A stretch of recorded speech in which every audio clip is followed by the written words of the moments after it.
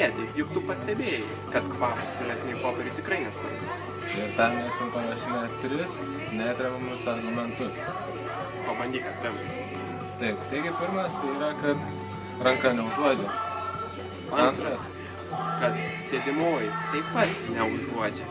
o trečias būtų tai, kad atstumas nuo sėdimosios iki tavo nosies yra tiesiog per didelis tam, kad tai turėtų rūpėti. Sluoksnių sukama daug kur gyvenime. Tiek vandenėje, Tiek gali būti sluoksniuotas kortas, o ypač visuomenė šiais laikais sluoksniuota. taip ir mes esame sluoksniuoti. Taip, Esame dalimi. bet kalėdos, kam čia sluoksniai reikalingi?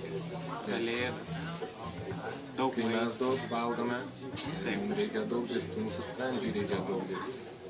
Taip, o rezultatas visiems žinomas. O kalėdos, apskritai, draugė, reikia dalintis viskuo.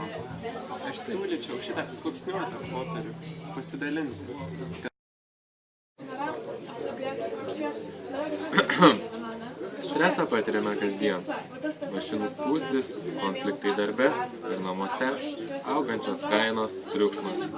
O kur dar netikėti gyvenimo posūkiai? Kiekvienas iš mūsų galėtume pratęsti šį sąrašą.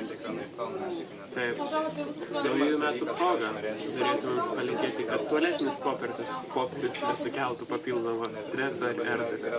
Rinkitės nerzus ir būkite laimingi visus ateinančius metus.